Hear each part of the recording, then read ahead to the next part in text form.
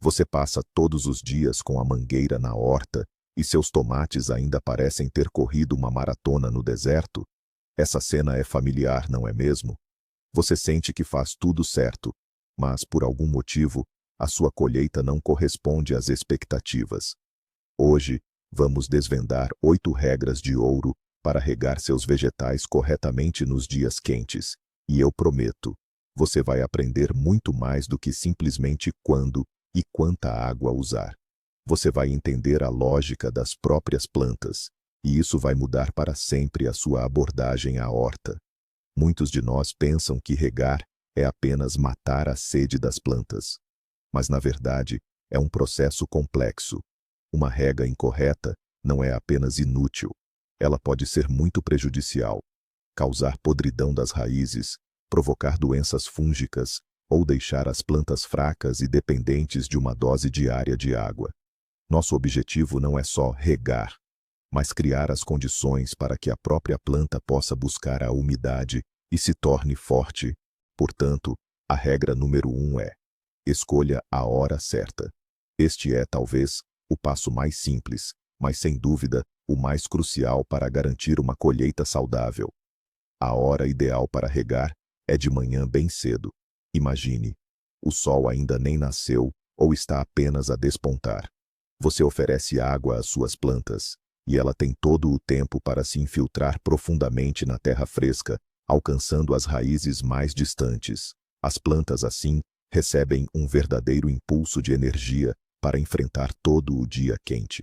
Além do mais, se algumas gotas de água caírem por acidente nas folhas, elas secarão rapidamente sob o sol da manhã, o que é a melhor forma de prevenir doenças fúngicas. E à noite? Regar ao cair da noite é uma opção aceitável, mas longe do ideal. Sim, a evaporação será mínima, e isso é certamente melhor do que nada. No entanto, há um grande inconveniente. Folhas úmidas e solo molhado durante toda a noite são um verdadeiro paraíso para lesmas e um foco de doenças, como a podridão. Com o fresco e a umidade noturnos, criam-se as condições perfeitas para o desenvolvimento de todo o tipo de pragas. Por isso, se for absolutamente impossível regar de manhã, regue à noite, mas esteja ciente dos riscos. Já regar durante o dia, no auge do calor, é quase um crime contra a sua horta. Por quê? Em primeiro lugar, a maior parte da água simplesmente vai evaporar antes mesmo de chegar às raízes. Estará a desperdiçar água e tempo preciosos. Em segundo lugar, as gotas de água nas folhas podem atuar como pequenas lentes e provocar queimaduras solares. Mas o pior de tudo é o choque térmico. Imagine, solo escaldante e água gelada vinda da mangueira. As raízes sofrem um estresse enorme e a planta enfraquece consideravelmente. Em vez de a ajudar, estará a causar-lhe danos. Agora, vamos para a segunda regra, e este é, talvez, o maior engano entre todos os jardineiros. Ele diz respeito à frequência e profundidade da rega. Muitos pensam que, no calor, se deve regar um pouco, mas todos os dias. Faz sentido, não é? Se está calor, a sede é constante. Mas no caso das plantas, essa lógica funciona ao contrário. Quando você rega um pouco todos os dias com um regador, você umedece apenas a camada mais superficial do solo. E o que as raízes fazem? Exato, elas não se aprofundam. Para quê? Afinal, o alimento, a água, está sempre ali, na superfície. No fim, você acaba formando um sistema radicular fraco e superficial. Sua horta se torna como uma criança mimada que faz birra se não recebe seu doce diário. A menor seca, você esquece uma rega, e pronto, as folhas murcham, a planta sofre. A abordagem correta é regar com menos frequência, mas de forma muito generosa. Esqueça a corrida diária com o regador. É melhor a cada 3, 5 ou até 7 dias dar aos canteiros uma verdadeira inundação. Sua meta é molhar o solo em profundidade, cerca de 30 a 40 centímetros. Deixe a água infiltrar-se lenta e profundamente. Assim, você forçará as raízes a buscarem a umidade mais abaixo. você cultivará uma planta forte e resistente, com um sistema radicular robusto, capaz de se cuidar e sobreviver à seca, sem sua intervenção constante. Portanto, regamos raras vezes, mas com generosidade. O próximo ponto importante é a terceira regra, algo que muitos nem sequer consideram: a temperatura da água. Imagine um meio-dia quente de julho. O solo nos canteiros aqueceu até uns 40, 50 graus. Nesse momento, você liga o poço ou a cisterna e um fluxo de água gelada, a uns 8, 10 graus, atinge as raízes escaldantes. O que acontece? Para o sistema radicular, isso é um choque. Um verdadeiro choque térmico. As pequenas raízes absorventes, responsáveis pela nutrição, simplesmente param de funcionar e podem até morrer. A planta sofre um estresse enorme, o seu crescimento desacelera e ela torna-se vulnerável a doenças. Por fora, você pode nem notar nada de crítico, mas internamente, processos muito prejudiciais estão a ocorrer. Como evitar isto? É simples. Utilize água que tenha repousado e aquecido ao sol. A opção ideal é um barril grande ou qualquer outro recipiente pintado de preto. Durante o dia, a água dentro dele aquecerá até uma temperatura ideal para as plantas. Se não tiver essa possibilidade e a sua água for apenas do poço, tente regar bem cedo pela manhã, quando tanto o solo quanto o ar ainda não tiveram tempo de aquecer. Lembre-se, a rega deve ser uma ajuda e não um estresse adicional para os seus vegetais. A quarta regra está diretamente ligada à saúde das suas plantas e as protege das doenças mais traiçoeiras da horta. Ela é a seguinte: regue sempre diretamente no pé da planta. Por que isso é tão importante? Vejamos o exemplo dos tomates e dos pepinos. Essas culturas temem muito a fitóftora e o oídio. E o que esses fungos amam? Exatamente, umidade e calor. Quando você rega as hortaliças por cima, molhando as folhas, você cria as condições ideais para a sua proliferação. As gotas de água permanecem nas folhas, especialmente se você regar à noite, e se transformam em um incubador para esporos. A rega no pé da planta resolve esse problema. As folhas permanecem secas, e toda a umidade preciosa vai exatamente para onde precisa, para o sistema radicular. Isso não é apenas uma prevenção de doenças, mas também um método de rega muito mais eficiente. A água não é desperdiçada molhando a folhagem e não evapora da sua superfície. Claro, às vezes um banho refrescante pode ser útil, por exemplo, para remover o pó. Mas isso deve ser feito apenas de manhã cedo, para que a folhagem tenha tempo de secar completamente antes que o calor se instale, e de forma alguma transformar isso em uma prática constante.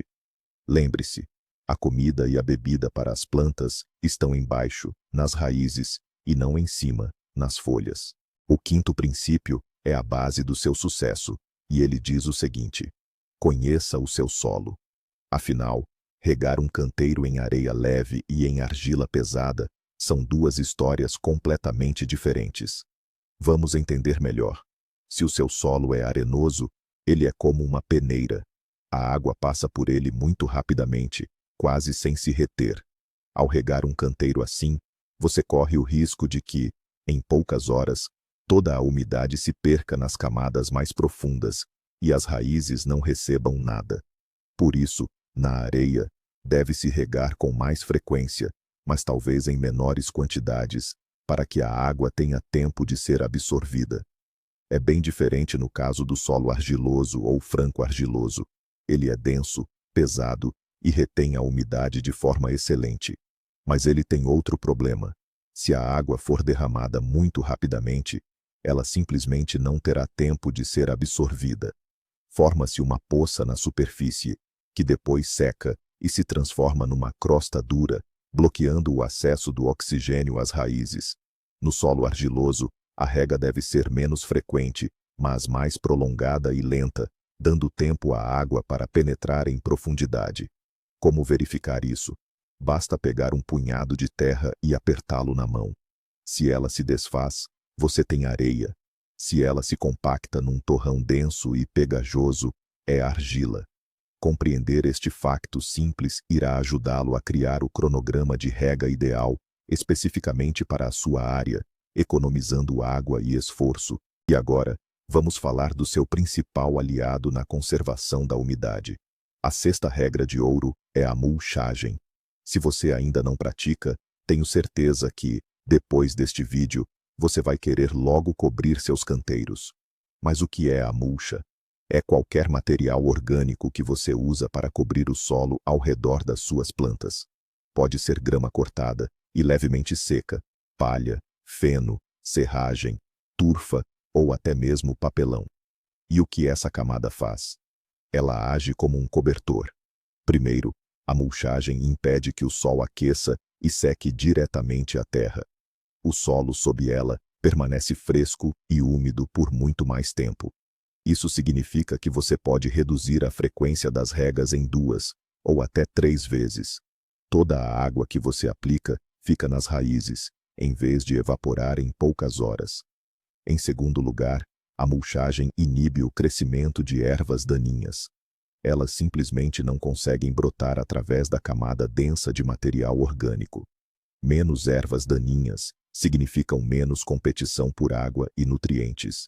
E, em terceiro lugar, com o tempo, a camada inferior da mulchagem se decompõe, transformando-se em um valioso adubo e melhorando a estrutura do solo. A terra se torna mais fofa e fértil. A mulchagem é aquele exemplo perfeito de como uma ação simples pode resolver vários problemas de uma só vez e facilitar radicalmente a vida do jardineiro. A sétima regra vai te ensinar a falar a língua das plantas. Vamos aprender a diferenciar a sede real do que chamamos de choque térmico. Essa habilidade vai te salvar de regas excessivas e prejudiciais. Imagine a seguinte situação: meio-dia, sol a pino, e as folhas dos seus abobrinhas ou tomates estão murchas e com aparência sem vida. Qual é o primeiro pensamento que vem à mente? Claro que é falta de água. Você pega a mangueira e começa a salvá-las. Pare. Na maioria dos casos, isso é um erro. A planta é um organismo inteligente.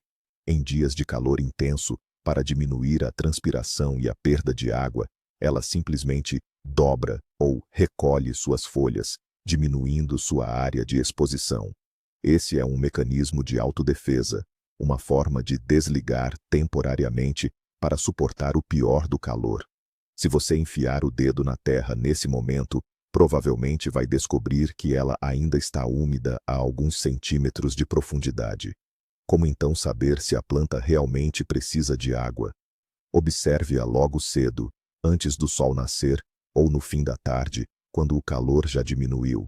Se as folhas recuperaram a rigidez e parecem vigorosas, está tudo bem, a rega não é necessária. Mas se mesmo no frescor elas continuarem murchas, esse sim é um verdadeiro sinal de socorro. Isso significa que as reservas de umidade no solo realmente se esgotaram, e é hora de pegar o regador. Não reaja ao pânico diurno das plantas, confie na verificação matinal. E finalmente, a oitava e última regra, que engloba todas as anteriores: a abordagem individualizada. Não se pode regar toda a horta da mesma forma. Cada cultura tem as suas necessidades específicas. Peguemos, por exemplo, no pepino. Ele é composto por 95% de água, tem folhagem ampla que transpira muito e um sistema radicular superficial. O pepino é um verdadeiro beberrão de água. Gosta de regas frequentes e abundantes, com água morna. A falta de umidade reflete-se imediatamente nos frutos. Ficam amargos. Agora, observemos o seu vizinho, o tomate. O tomateiro tem uma raiz pivotante e poderosa que se aprofunda no solo. Ele tolera a seca muito melhor. O excesso de água é até prejudicial para o tomateiro, pois pode causar o rachamento dos frutos e o desenvolvimento de doenças fúngicas. O tomateiro deve ser regado com menos frequência do que o pepino, mas abundantemente, para umedecer o solo em profundidade. O mesmo se aplica a outras culturas. A couve, com as suas folhas enormes, precisa de muita água. Já os pimentos ou as beringuelas são mais moderados nas suas exigências. Antes de regar, pense sempre na cultura que está a regar. Estude as necessidades das suas plantas. Considere a sua fase de desenvolvimento. Durante a floração e a frutificação, a necessidade de água aumenta. Esta abordagem inteligente e diferenciada é a verdadeira maestria na arte da rega adequada. E agora, o mais fascinante, aquilo que realmente transforma nossa abordagem sobre a rega. Já reparou como, no meio de um dia quente, as folhas dos tomates ou abobrinhas ficam caídas? A primeira reação é correr com o regador para salvá-las. Mas isso é uma armadilha. Na maioria dos casos, a planta não está sofrendo de sede. Ela simplesmente recolhe as folhas para reduzir a evaporação e suportar o calor intenso. O solo por baixo pode estar completamente úmido. Se você regar com água fria nesse momento, causará um verdadeiro choque nas raízes e provocará o excesso de umidade. O verdadeiro sinal de sede é quando as folhas permanecem murchas logo pela manhã, antes do calor. Isso sim, é um sinal para agir. E o segundo ponto importante. Lembra da regra da rega pouco frequente, mas abundante? Isso não é apenas uma recomendação. Assim, você treina suas plantas. Você as força a desenvolver raízes não na superfície, mas a se aprofundar, buscando as camadas mais úmidas do solo. Dessa forma, você forma um sistema radicular robusto e autossuficiente. Seus vegetais se tornam mais fortes, resistentes e suportam muito melhor curtos períodos de seca. De babá com regador, você se transforma em um treinador que cultiva verdadeiros atletas. Então, o que concluímos? A rega correta não é sobre a quantidade de água, mas sobre estratégia.